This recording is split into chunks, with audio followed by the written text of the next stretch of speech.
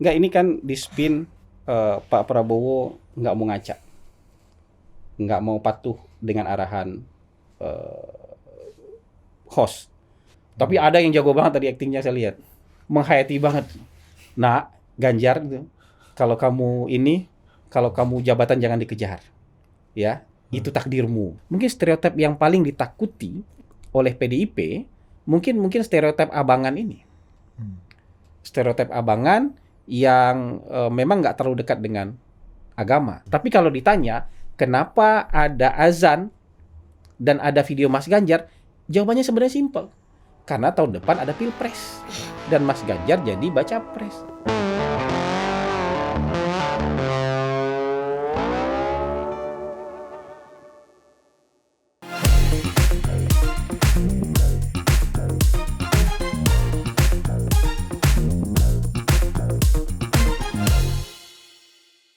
Kan tadi kata abang ada yang nggak bisa diajak diskusi, ada yang bisa diajak diskusi. Harusnya para capres bisa lah diajak diskusi. Harusnya ya. bisa diajak diskusi. Ya kita putar lah, nih ada beberapa video. Kemarin ini disuruh ngaca dulu kan. Ngaca ini disuruh ngomong nih kan. Ada yang mana Ini di tempatnya Mbak Nana, tapi kita harus apresiasi buat Mbak Nana. Luar biasa, ya. top. Narasi dan Mata Najwa membuat Bisa menghadirkan standar baru, capres. 3 capres, dan ini harusnya ini pendekatannya digital banget. Ya. Durasinya tebal, ada tawanya, ada candanya, substansinya dapat gitu. Ada stand up komedi juga. Jadi harusnya KPU dan stakeholder politik nih Belajar ini pakai pendekatan ini, jangan pendekatan yang masih old school ya. Iya. Perbedaan 3 baca pres saat refleksi di depan cermin Mata Najwa.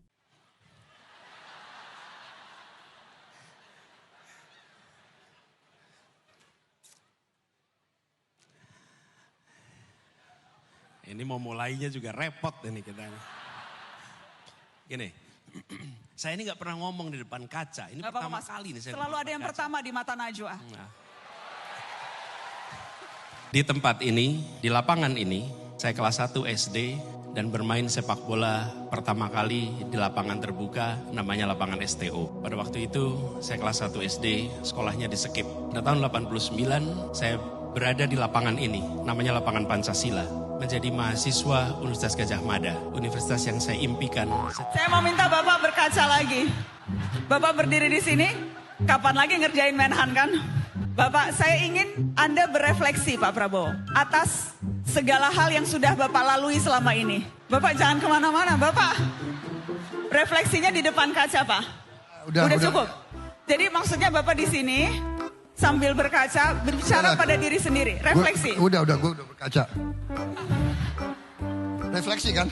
Refleksi Bapak. Sesuatu yang tidak bisa saya lupakan adalah pesan kedua orang tua saya. Kalau soal jabatan, Jar, jangan pernah kamu kejar. Kalau itu takdirmu, laksanakan dengan baik. Jangan pernah korupsi. Bismillahirrahmanirrahim. Ada adegan Pak Prabowo kayak hormat ya Bang depan kaca. Ada hormat depan kaca. Saya nonton. Ini kan dari bahasan video ini. Mana Bang? Ini Apa? ya ini kan Enggak, ini kan di spin Pak Prabowo nggak mau ngaca, nggak mau patuh dengan arahan host untuk ngomong di depan kaca.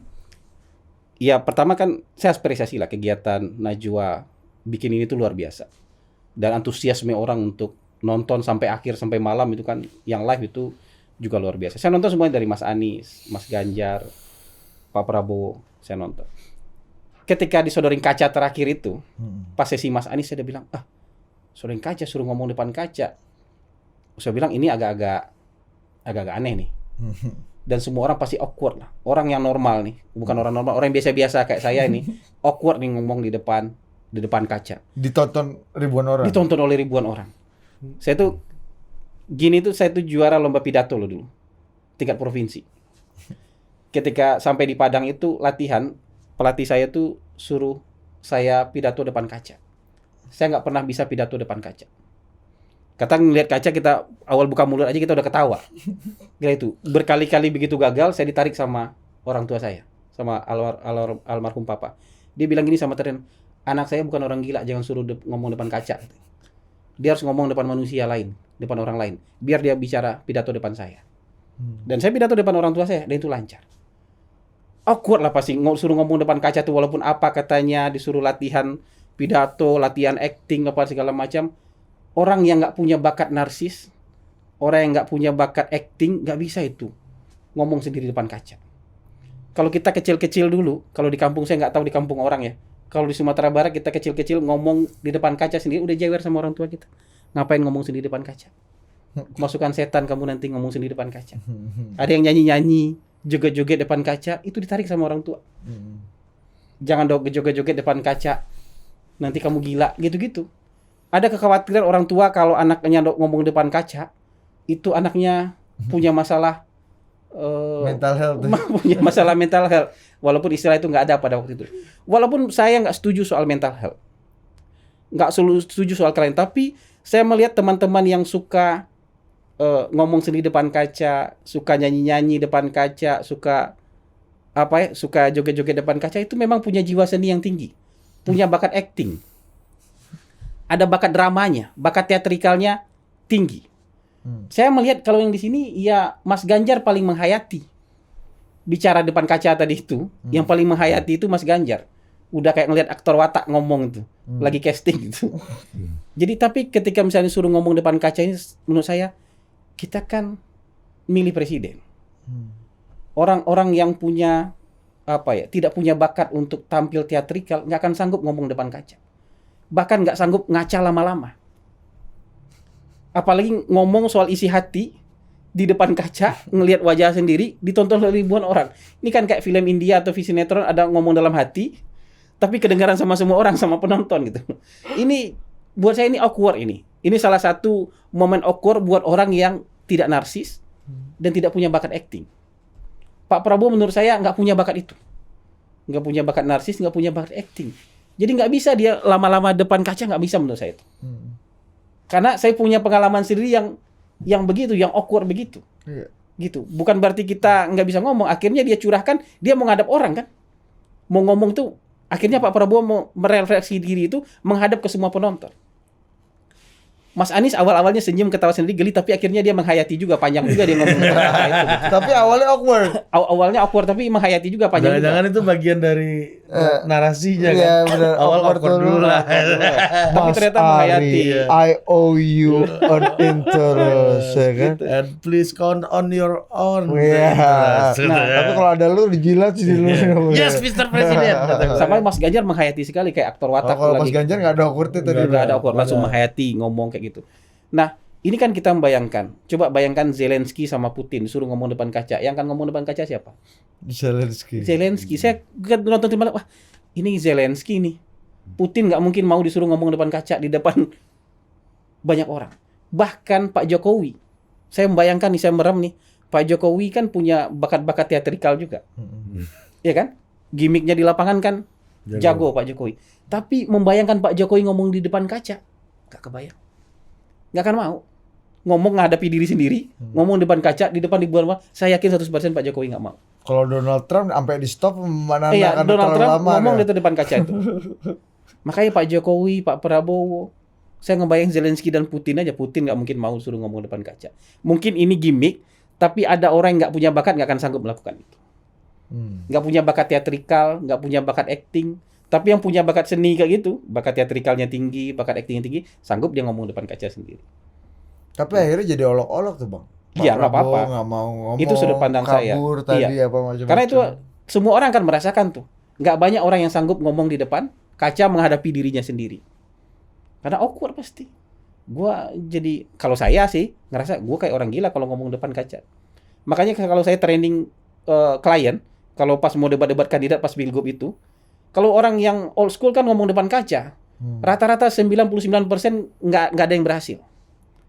Karena dia ketawa-ketawa sendiri, nggak mau dia ngomong lucu, dia ngomong lihat dirinya sendiri ngomong depan kaca. Akhirnya apa? Itulah ada keuntungan kita punya kamera sekarang. Kamera bisa taruh aja di mana, jauh, ya kan? Di mana dia nggak bisa lihat, dia ngomong, dia ngerasa ngomong di depan audiens, nanti kita kasih lihat hasil rekamannya. Pak, kayak gini penampilan Bapak ngomong. Ah, itu nggak awkward dia. Oh, kayak gini ya. Dia memperbaiki diri dari mana? Dari kamera. Atau misalnya abang ngomong kayak gini tapi ada preview monitor di situ beda lagi bang ya? Kan makanya saya jarang lihat sana tuh. Iya. Karena kalau lihat sana kita awkward lihat diri diri kita sendiri, mending kita lihat audiens gitu. Jadi Gua sih sering bang ngomong depan kaca. kayak gitu. Tapi- Memuji diri sendiri. Iya, tapi ngomongnya ke Budi. Ganteng juga gua dia ya. Itu kan sama kayak gini loh. Kalau orang-orang yang kalau di mall gitu kita lihat ya anak-anak muda ya, ada dinding yang mengkilap dikit ngaca dia. Atau di parkiran ada mobil, ada kacanya dia ngaca tiap sebentar. Ah itu sanggup tuh ngomong depan kaca. Karena dia tahan berlama-lama di depan kaca. Kalau saya nggak tahan saya lama-lama depan kaca. Beneran nggak tahan itu. Apalagi ngomong sendiri di depan kaca ngerasa aneh gitu loh. Kan kita tahu itu kita. Di depan itu kan yang kita lihat kan kita kan ada manipulasi respon otak nih. Di depan tuh kita tahu itu kita. Terus kita ngomong. Kan kita ngomong dalam hati aja harusnya. Kalau kita ngomong ada suaranya jadi awkward gitu. Jadi ya ada macam-macam orang lah kan. Menurut saya Pak Prabowo orang yang seperti saya yang nggak sanggup acting, nggak sanggup teatrikal. Meskipun banyak orang menganggap bahwa dia menjadi pemimpin politik di era digital sekarang ya itu main teatrikal 4.0 aja. Ya mungkin teatrikalnya mungkin dalam bentuk lain ya, atau yang lain lah. Tapi menurut saya berarti kesimpulannya Pak Prabowo bukan orang yang berbakat teatrikal dan acting. Tapi ada yang jago banget tadi actingnya saya lihat, menghayati banget. Nah Ganjar gitu, kalau kamu jabatan jangan dikejar, ya itu takdirmu. Dia lagi ngomong sama siapa ini? Korupsi. Kalau gitu jangan korupsi segala macam. Itu berperan jadi banyak orang, berperan jadi ibunya, orang tua di sana, berperan jadi dirinya sendiri di sana.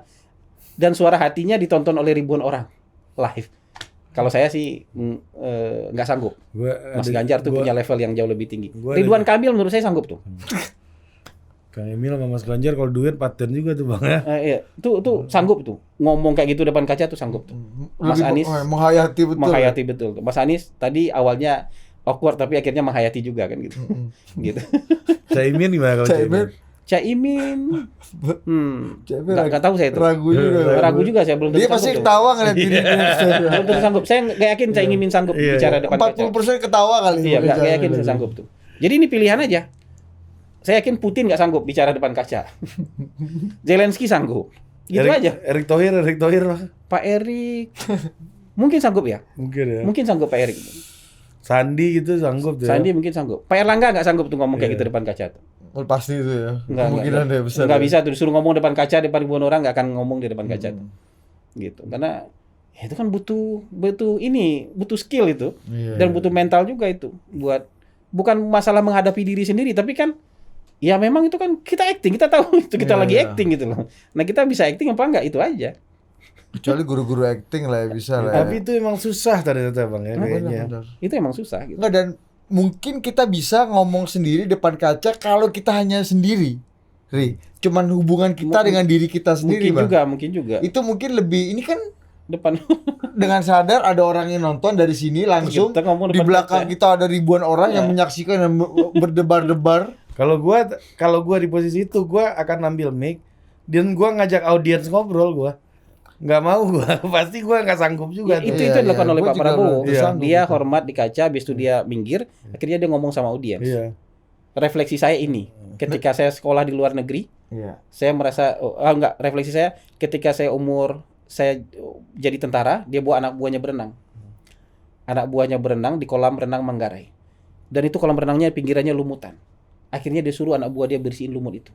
Pas lumutnya dibersihin ada tulisan dalam bahasa Belanda, saya nggak hafal bahasa Belanda, tapi anjing dan pribumi dilarang berenang di sini.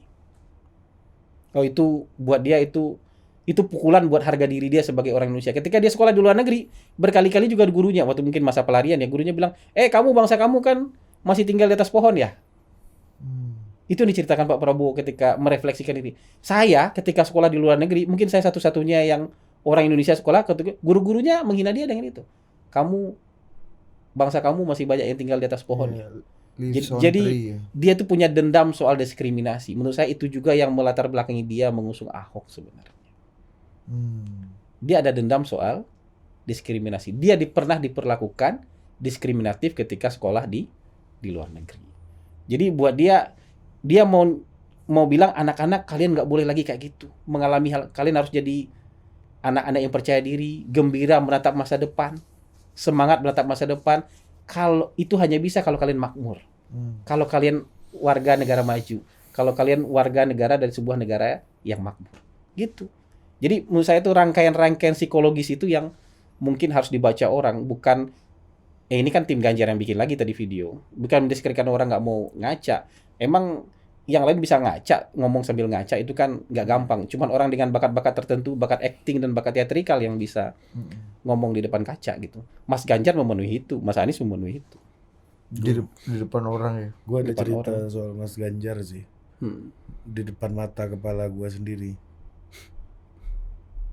Yang Bang Hasan ngomongin bakat teatrikalnya. Gue lihat langsung. Apa ceritanya apa? Jangan di sini lah. Oh kalau Pak Ahok gue pernah punya cerita. Teatrikal juga nggak? Nggak tahu teatrikal apa enggak ya, tapi gue lihat sih dia marah-marahnya genuine ya. Itu nggak teatrikal tuh Iya. beneran. Tapi lucu bang, ini di bawah nih lagi agak kusut nih. Heeh.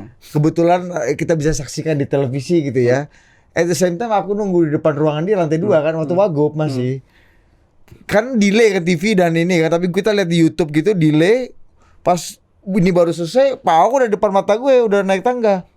Dit, gimana lihat tadi gua? Gimana? Dia ngomong gitu. Lu serius kagak Pak tadi Pak? Gimana? Ada Oh, dia gitu-gitu. nanya gimana marah Iya, gua tadi. Gimana marah gua tadi? Itu teatrikal apa kagak tuh gua enggak tahu Harus tuh. ditanya tuh, harus ditanya, Iya. harus ditanya tuh. Tapi kalau itu lebih genuine dia marah-marah dia. Dan itu juga kan orang memuji Ahok yang pemarah, tapi nggak suka sama Pak Prabowo yang pemarah. Iya. Nah, jadi kan yang kayak Ibu maling. bukan Ahok itu kalau kita justru mancing-mancing dia supaya marah-marah kan, karena itu heroik kan. Cerita dulu celeng. Itu nggak lucu bos. Itu kan marah-marahnya karena Enggak, gue pernah kalau gue mancing Pak Ahok sekali pernah gue nggak tahu merasa berdosa merasa atau apa ya gitu ya. Gue tuh kerjaan gue sama teman-teman gue dulu di balai kota bang, itu udah lu aja Dit, Pak Ahok nih kalau sama lu udah terpancing udah masih gitu.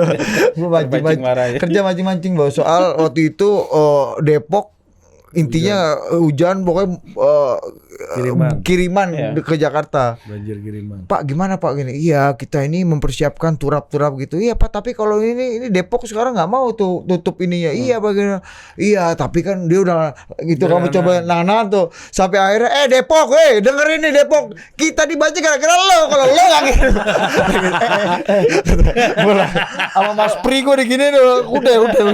berhasil juga begini. Udah mantap kata temen-temen gue mantap mantap. Awal-awal dia masih bisa. Maksudnya kita siapkan aja Nah, turap berarti gini. itu memang pemarah berarti. Memang itu genuine ya Pak. Genuine. Itu di depan kaca atau belakang kaca kayak gitu tuh. Emang begitu. Depok, kita ini nggak baca kalau lo nggak kirim gitu Bang.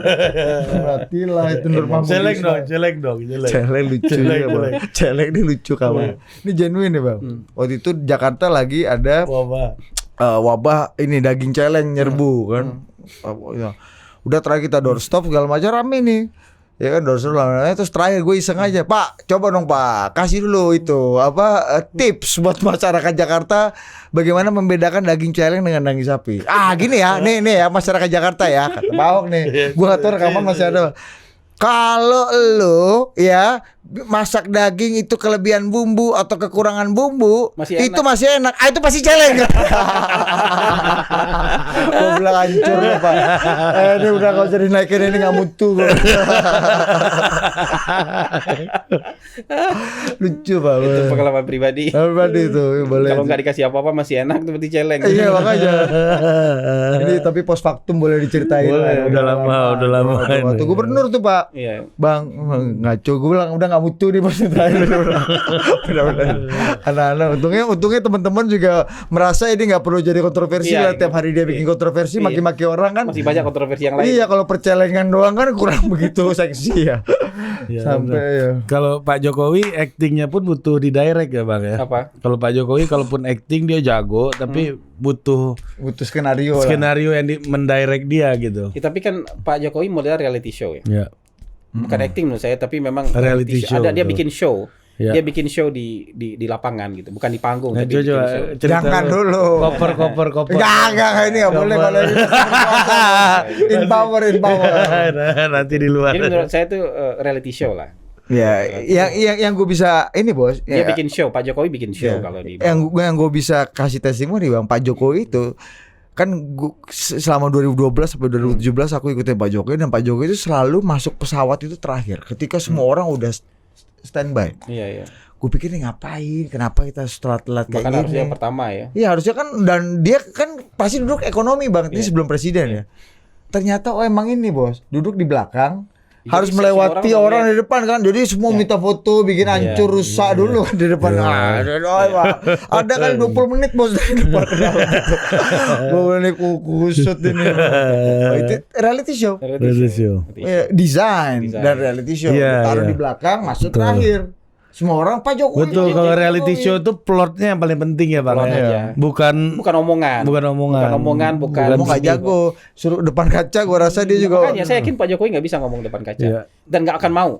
Ditaruh depan kaca gitu Pak Jokowi nggak akan mau. Tapi bikin desain sebuah show, Bisa. plot dia jago dia kan. Nah, Kapan harus dada, kapan di sini ada kalau apa. jadi gitu. bintang azan ini gimana bang menurut abang?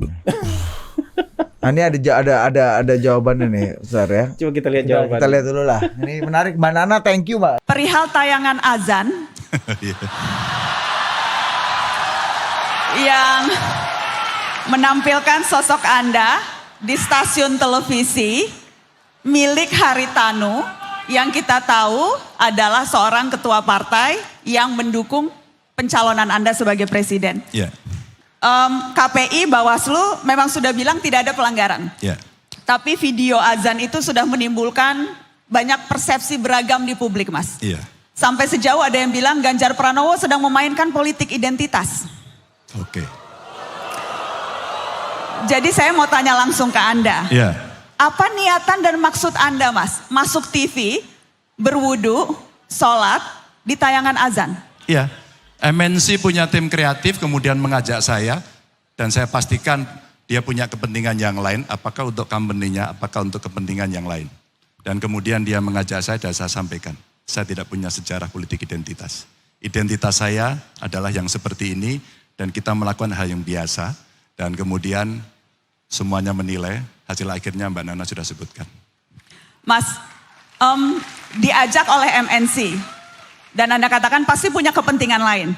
Kalau kepentingan Anda pribadi mau diajak apa, Mas? Saya sebenarnya diajak pada banyak program berikutnya dan nanti Mbak Nana boleh menunggu. Sudah kita siapkan program berikutnya yang lain dan pasti akan juga tayang di sana. Dan pada saat itu saya hanya mengingatkan kalau ini nanti masuk pada wilayah kampanye, tolong dipertimbangkan. Kenapa ada diupload lebih dulu itu loh bang? Kenapa ada Bante dan apa? Iya. Pastur diupload lebih dulu sebelum azan. Bang Hasan ya coba. Jadi memang mungkin perspektifnya ada dua. Kalau dari perspektif MNC dulu, MNC memang punya sejarah bikin yang lucu-lucu untuk calon presidennya atau untuk orang yang mereka dukung lah. Dulu kan mungkin kita masih ingat Pak Wiranto pernah jadi macam-macam di MNC. Pernah nyamar jadi tukang beca, pernah nyamar jadi kenek Metro Mini gitu kan. Makanya dulu ada ledekan kalau ketemu siapa gitu, hati-hati jangan-jangan Pak Wiranto gitu.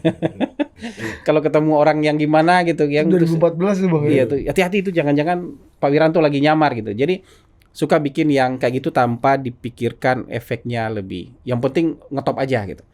Nah, mungkin kali ini yang perspektif yang sama mereka gunakan untuk Mas Ganjar, eventnya bukan lagi nyamar jadi tukang beca, tukang Metro Mini, tapi eventnya adalah azan maghrib.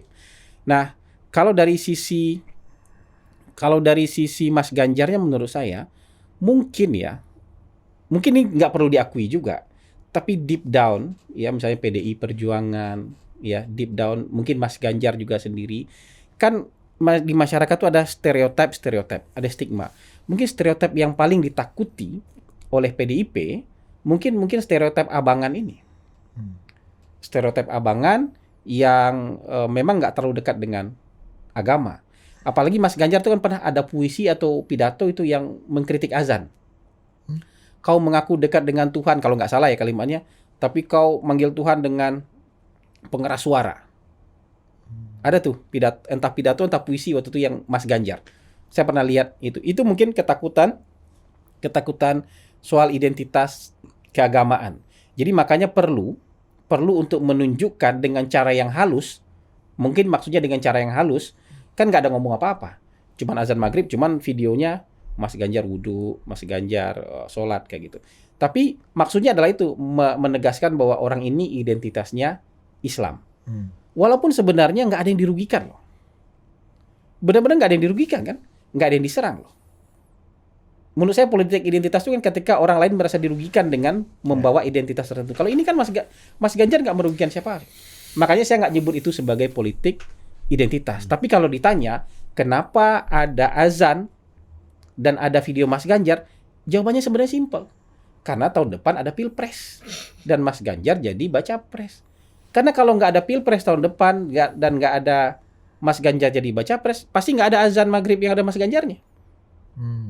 Kausalitasnya cuma itu tuh. Tahun depan ada Pilpres, Mas Ganjar jadi baca pres, makanya hari ini ada azan. Dan video azannya adalah Mas Ganjar wudhu, Mas Ganjar sholat. Kausalitasnya hanya itu. Tapi deep down-nya mungkin alasannya bisa macam-macam gitu. Salah satu yang saya tebak adalah ketakutan. Ketakutan stigma bahwa merah ini jauh dari agama. Makanya saya yakin juga pasangan Mas Ganjar sebenarnya nanti dalam hitung-hitungan statistik ini, pasangannya PDIP itu kelompok agama.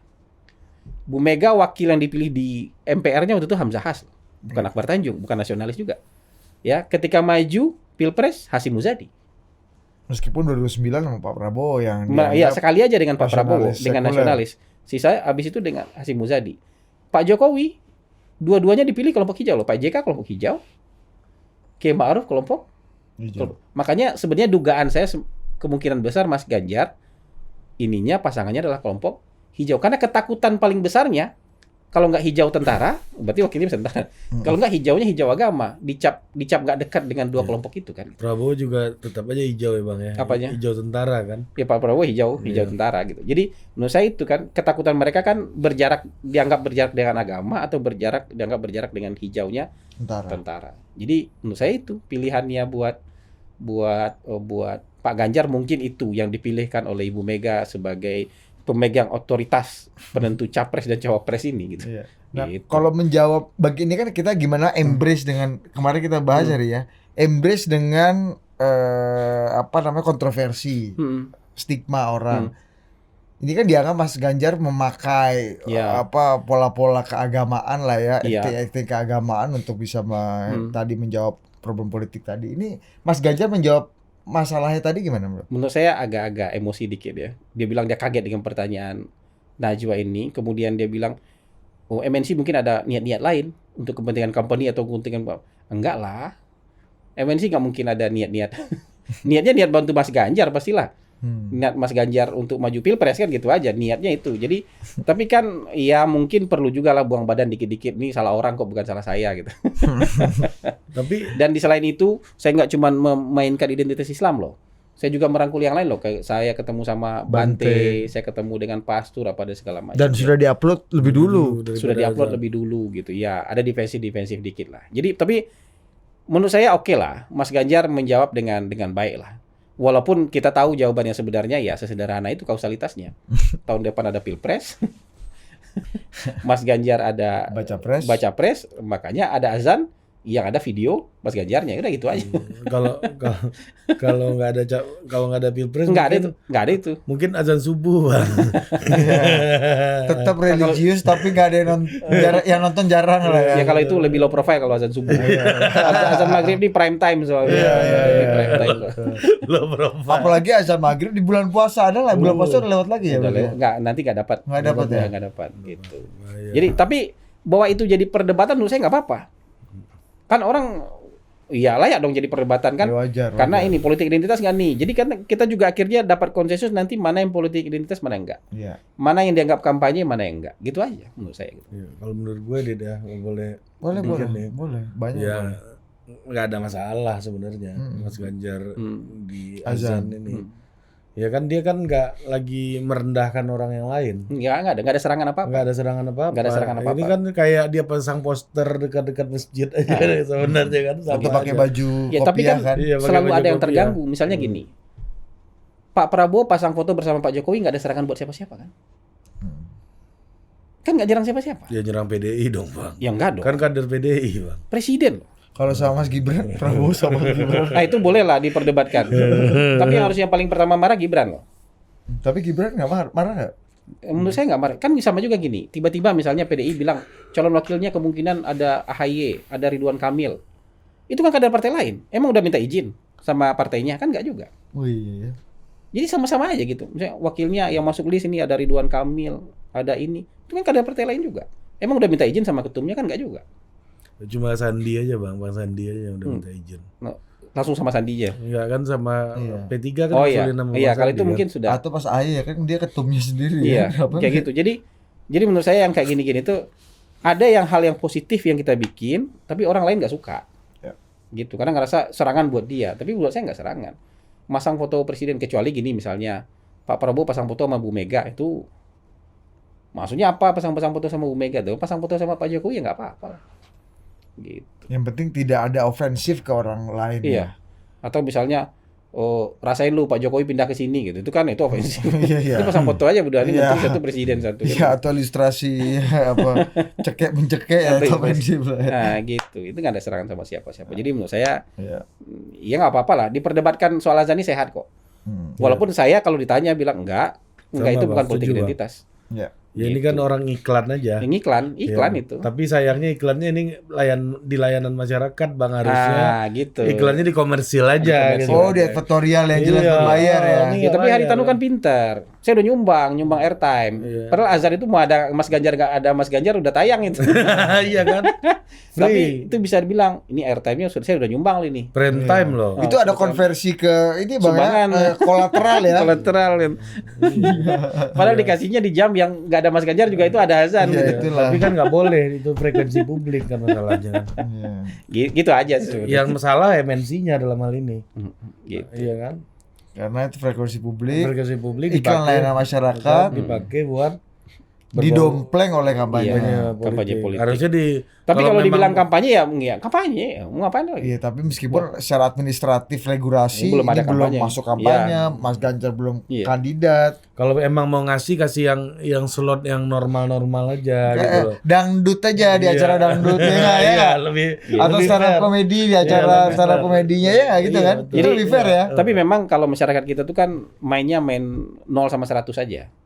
Kalau salah kalau benar gitu. Kan tapi kan angka tuh rata-rata bukan 0 dan 100. Iya. Angka tuh rata-rata 1 sampai 99 gitu. 2 sampai 9 Iya, 1 sampai 9 ada yang 10, ada yang 15, ada yang segala macam kayak Iya, gitu-gitu. iya, iya. Tapi di kita kadang ngelihatnya 0 sama 100 aja. Kalau nggak benar betul, kalau nggak salah betul. Iya, termasuk Pak Prabowo, apapun katanya ada di mana di Najwa, di mana juga, apapun jawabannya, apapun pertanyaannya, jawabannya gizi yang baik, makan gratis ya gitu. Ada juga tuh. Iya, Kita saksikan dulu lah. Ya, coba. Gizi-gizi kedua coba. Gen Z dan anak muda sekarang rentan terkena depresi dan mental health. Apa pandangan Pak Prabowo soal itu? Soal tantangan anak muda sekarang yang rentan depresi. Dan apa yang bisa dilakukan seorang presiden nantinya soal isu mental health dan depresi yang rentan dialami oleh anak muda. Kembali, saya selalu kembali keyakinan saya, akar masalah adalah gizinya. Gizinya bagus, anak-anak kuat, tahan fisik, tahan mental, insya Allah depresi akan berkurang, kalau bisa depresi hilang. Ini yang kemudian dikaitkan dengan makan gratisnya Pak Prabowo yang Makanan gratis. Iya. Iya. Buat apapun anak sekolah. akhirnya ujungnya apapun pertanyaannya jawabannya makan gratis ah gitu kurang Iya. lebih di Twitter Iya. lah. Ya, kalau yang tadi ya mungkin saja Pak Prabowo ada segmen-segmen yang jawabnya nggak sempurna, ya kan? Dan setiap kandidat juga nggak semua ada satu pertanyaan sempurna kayak gitu nggak. Jadi ada bagian-bagian yang mungkin jawabannya bukan, kan tidak menguasai. Apalagi tanya soal Gen Z apa dan segala macam mental health. Mungkin Pak Prabowo juga baru dengar istilah mental health apa dan segala macam kayak gitu. Tapi Kayak apa yang online itu apa zaman dulu Pak Jokowi? ITE.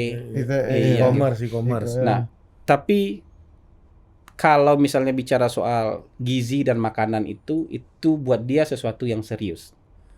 Itu ada asbabun nuzul sama asbabul wurudnya itu. Soal gizi dan makanan itu tuh ada.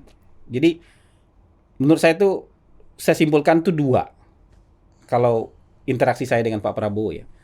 Pertama itu dia ke daerah kan, termasuk ke Maluku, termasuk ke NTT, ada program air, yaitu program dari Universitas Pertahanan. Karena mereka punya teknologi yang akurat untuk mencari air bawah tanah maupun sungai bawah tanah, maka di daerah-daerah kering itu dia siapkan sumber air dengan teknologi itu. Tapi di antara penyiapan peresmian-peresmian itu dia kan ketemu banyak sekali anak-anak. Di Maluku, di NTT ketemu anak-anak yang dia pikir wah ini anak-anak masih kecil nih. Kok ngomongnya udah kayak anak yang jauh lebih besar gitu. Ini paling umur 5 tahun, umur 4 tahun ini, tapi kok ngomongnya sudah lincah ini. Pas ditanya, "Kamu usia berapa?" Yang dia pikir usia 4 tahun ternyata usia 9 tahun. Yang dia pikir usianya baru 5 tahun ternyata usia udah 10 tahun. Lah kan dalam kepala, anak kita ini kan sebenarnya juga kekhawatiran Bu Mega loh. Lihat di acara salah satu pidato Bu Mega soal ini tuh, ini kekhawatiran Bu Mega. Tapi kan khawatir nggak cuma cukup jadi khawatir. Buat dia harus apa nih? Kan kita harus menyiapkan SDM nih. Kita mau jadi negara maju kan nggak cukup cuman jadi omongan. Nggak cuman industri yang harus disiapkan. Tapi kan SDM-nya juga harus disiapkan. Gimana kita mau jadi negara maju kalau anak-anaknya stunting begini? Yang umur 10 tahun kayak anak umur 5 tahun ini kan stunting namanya nih. Gimana kita mempersiapkan SDM? Terus dia tahu di India itu kan negara yang income per kapitanya jauh di bawah kita. GDP-nya mungkin gede, ya kan? Tapi kalau dibagi per jumlah penduduk jauh di bawah kita dia rankingnya nih. Bilangan pembagiannya banyak. Dia negara paling banyak penduduknya dunia. India itu ada program namanya Askaya Patra. Itu kasih makan gratis buat anak-anak sekolah. Makanan bergizi buat anak-anak sekolah. Itu mungkin kalau per tahun ini yang dikasih setiap hari itu 2 juta anak. Cita-citanya mau semua seluruhnya nih. 2 juta anak. Nah Pak Prabowo bilang, India aja berani. Kenapa kita nggak berani? Kan udah dalam rangka menciptakan sumber daya manusia nih.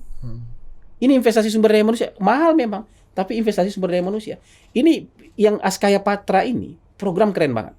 Jangan dipikir kayak itu, kayak yang di TikTok yang makanan India yang diaduk-aduk semua pakai tangan.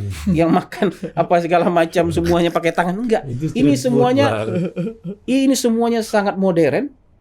Pakai kayak pabrik, ya kan? Wah, higienis sekali orang yang bekerjanya dan makanan-makanan bergizi untuk 2 juta anak setiap hari, anak sekolah setiap hari. Itu investasi sumber daya manusia kan? Kenapa harus dibikin kayak gitu? Kenapa nggak dialihkan lagi jadi orang kan biayanya mahal? Enggak, tapi itu dikerjakan.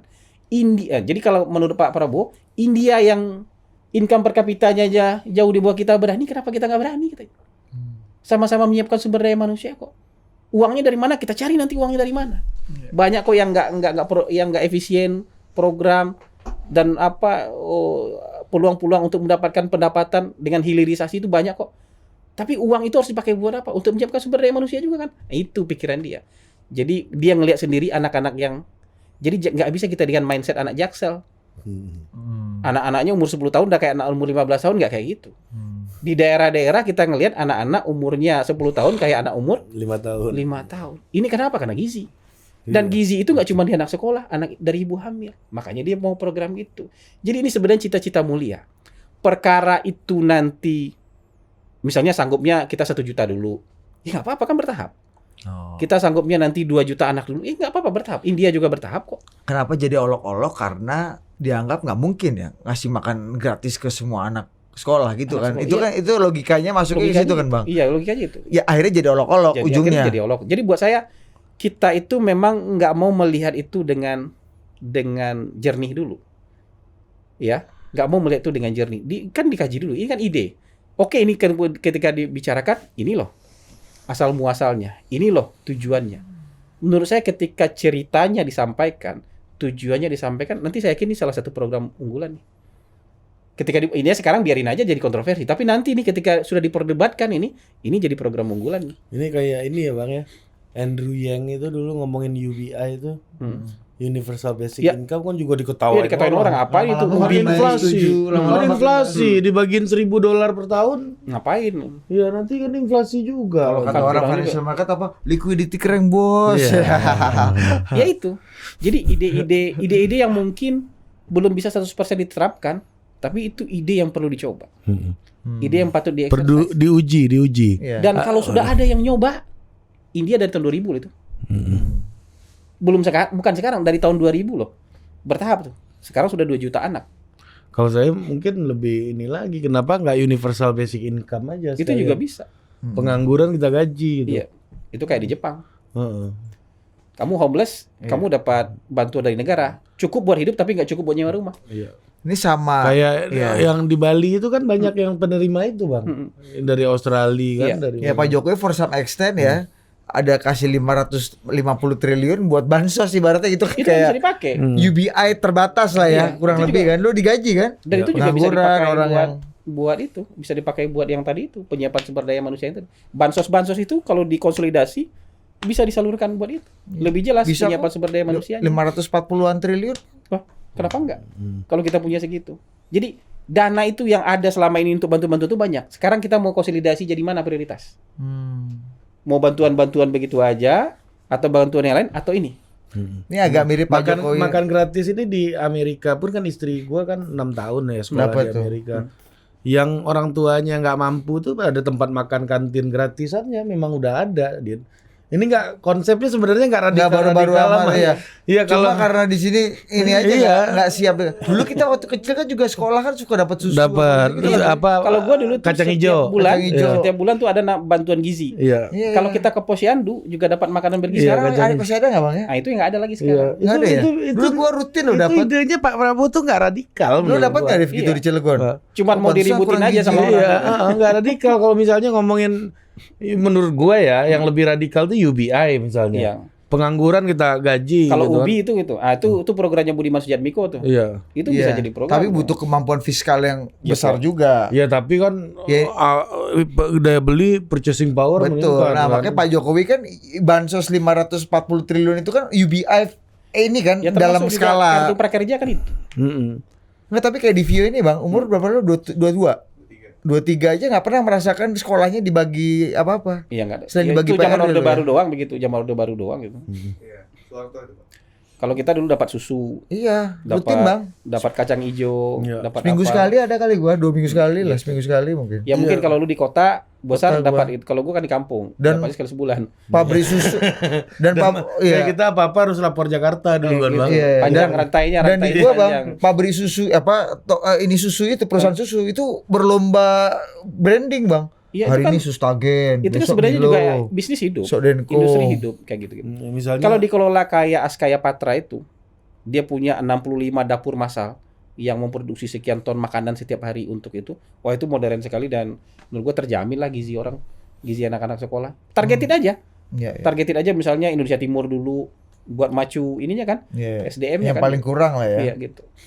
ya misalnya ASN kontrak gitu kan, itu ide-ide lebih radikal Iya. tuh. Ketimbang ngasih makan ini udah lazim bos ini Mas.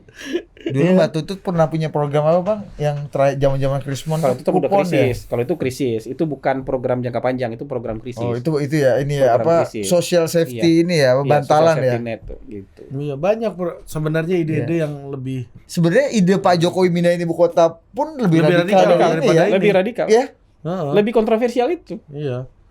dibandingkan ngasih makan ini. karena udah Kan- pernah kita kan yang dikasih membayangkan makan ya. bukan Ari Putra. Bukan. Bukan yang dikasih makan, bukan gue yang dikasih makan. Tapi orang yang membutuhkan. Ada orang yang membutuhkan, bukan anak gue yang sekolah di Anak sekolah lu- private. Vince sendiri udah lebih Dia kalau gigi. bisa dikurangin ya. Bukan yang itu. Vince Bukan yang itu ya. targetnya gitu loh. Bukan ibu-ibu sosialita lagi hamil kan, bukan itu targetnya. Oh iya ya. Iya. Itu banyak sebenarnya ide-ide yang lebih. Gitu. Misalnya kayak di Belanda nih ya dia. Nah, apa tuh? Salah satu debat publik di situ misalnya ya, idenya yang lebih radikal. Difabel tuh punya hak atas seks nggak? Narapidana. Iya, narapidana difabel bang, Iya. yang nggak punya, yang Iya, iya. kan Iya, susah lah difabel Susah. punya akses Kalau terhadap seks. dalam pasar bebas ya mencari Iya, susah. sexuality kan Iya, itu lebih masih radikal, Bos. iya akhirnya diberikan apa di gimana? negara beri subsidi mereka buat ke PSK, Kayak lokalisasi. Oh, iya. lokalisasi, Dapat potongan diskon 50% subsidi Cashback. misalnya gitu. Cashback. Dibayarin dia sebulan, Iya, iya, iya, ada iya, jatahnya. Ya itu gitu. udah level advance lah. Kebutuhan dasar yang dipenuhi beda. Iya iya. Dasarnya masih makan. Iya. Bisa pakai Billy Asmara di pengungsian Iya, di apa itu kan gitu.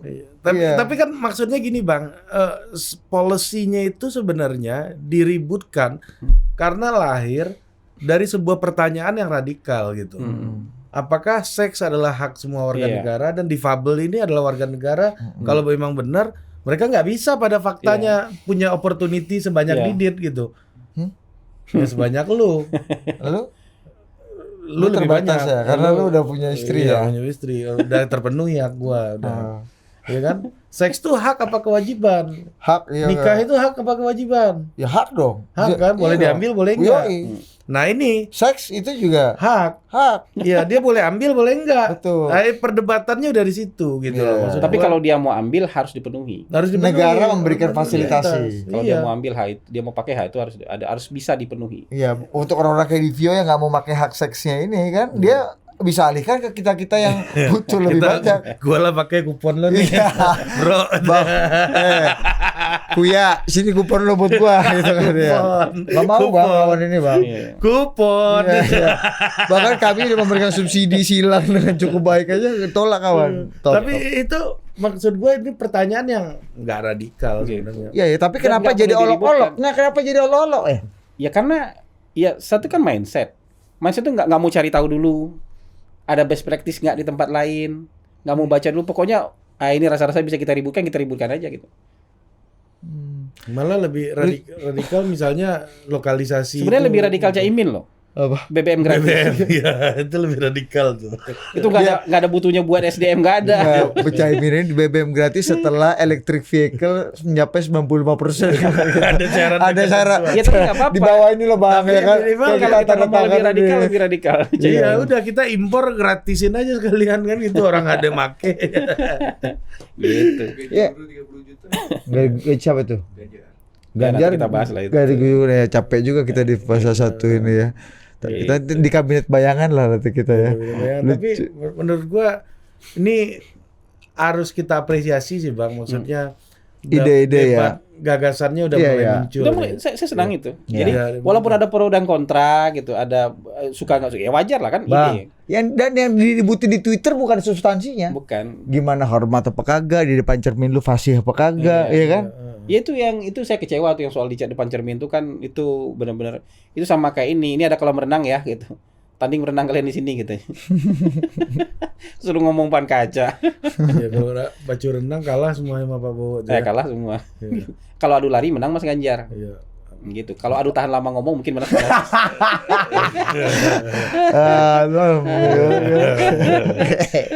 Mas Anies itu tapi embrace hebat. Waktu itu ketemu Tapi kita Mas Anies top. top. Mas Ayu ketemu kita kan waktu itu bikin stand up agak itu ngenes soal negosiator dan lobis paling tangguh gitu. top. Iya. Gitu meyakinkan Dia orang mana? tuh tangguh banget. Siapa Mas Anies? Mas ya? Anies. Abang pun pernah kemakan dulu kan. Iya. Gua itu kan lu cerita Ferry punya cerita dong. pengamal ajaran-ajaran Mas Anies gua. Iya. Sampai sekarang. Dia Dia yang Bang Hasan tuh dulu, bro. Gua dapat info dari orang dalamnya Bang Hasan lah. Itu emang fansnya Mas Anies udah nggak objektif dulu sama Mas Anies. Iya Bang kan? Pernah kan? sangat fans, pendukung. dan udah nggak objektif taklik buta lo ya. Enggak tahu lah ya objektif apa enggak, tapi memang mengagumi. Iya. Menurut orang ini. Gue abang juga nggak dulu objektif, mengagumi. katanya. waktu pas Anies rektor Parmat tuh gue ngeliat buset, Mengagumi. keren banget. If there is a will, there is Itu gue Bang Celi Eh, gua. itu Jelly. Iya. Kalau gue Celi juga. Enggak, maksudnya sekarang. bukan kekaguman hilang, tapi kan kalau berbeda pendirian tuh. Sama kayak gue kagum sama Bang Celi itu kekaguman sampai sekarang enggak hilang. Iya. Tapi Bang Celi kemarin gue surprise juga tuh di video Amanat Datang Institute. ke Ambalan. Kawan di Ambalang juga mau nggak mau. Aduh Bang Celi. Padahal ini padahal anti banget kayaknya. Wow, gitu. Tapi kan itu ini Tapi keputusan kan, organisasi. ya, betul. Harus Tapi ikut. itulah kayak Bang Celi. Nggak apa-apa. Setelah diputuskan ya Harus lu ikut. harus. Ari, Gitu. Ari, Ya, jadi ini tuh. ini we have to apa itu ya, Lu- prevent for the war. Iya, ya, pokoknya. Ya kalau misalnya pun Bang Celi misalnya nggak setuju, tapi kalau Bang Celi jadi menterinya kan bagus juga. Iya, senang kita kan bangga juga. Minimal suaranya bagus kalau punya itu nih kan. Padahal kan Bang Celi penulis pidato Prabowo. Dia pernah agak keluh. Maksudnya kita mengakui tulisan pidato Bang Celi menurut gua par excellence lah. Iya. Agak jarang yang bisa punya kualifikasi sebagus dia. Itu 2014 belum tentu dipakai Pak Prabowo tuh katanya. Nah, tapi sekarang mungkin Pak Prabowo dengan Pak Prabowo yang baru kata Pak Bisa. Jokowi udah lebih sabar, udah lebih ini. Tidak ada yang nggak bisa berubah di bawah kolong langit. Saranku Karena langit nih kan, padi sudah menguning, langit tetap biru tapi padi sudah menguning. Jeli. Iya kan? Padi harus menguning. Iya. Kalau nggak menguning kelaparan kita. Iya. Bang Abang saranin Pak Prabowo lah. Kali ini pidato Bang Celi dipakai lah. Iya kan bisa nanti kita sarankan. Iya, menurut gua itu top itu. Agak jarang. Bang Celi salah satu yang paling top. Tapi yang paling paten juga Gus Ipang Wahid sih gue lihat mendampingi terus. Top ya. Itu top. Dan dia aja, aku lihat di videonya dia aja foto lebih banyak daripada Oh iya, ya itu kan Mas Teddy-nya Pak ya, Bowo loh. berarti kan punya daya dorong. Iya, mantap Punya ya daya Gus dorong. Ipang nih. Punya daya Belum dorong. dites aja Gus Ipang nih ya untuk maju elektoral ya. Iya. Punya daya dorong elektoral juga berarti kan. Harus ya, udah dikerubuti Bang. Teddy ya kalah ya. Kalah. Apalagi Angga kan. Angga siapa? Angga satu lagi. Angga Rekes. Iya. Itu Tit. Itu sebutnya Angga Rekes Prabowo ya. Angga Rekes. Ya. Oke Bang. Oke, Bang. Terima kasih banyak. Sampai jumpa lagi di Total Politik berikutnya. Dah.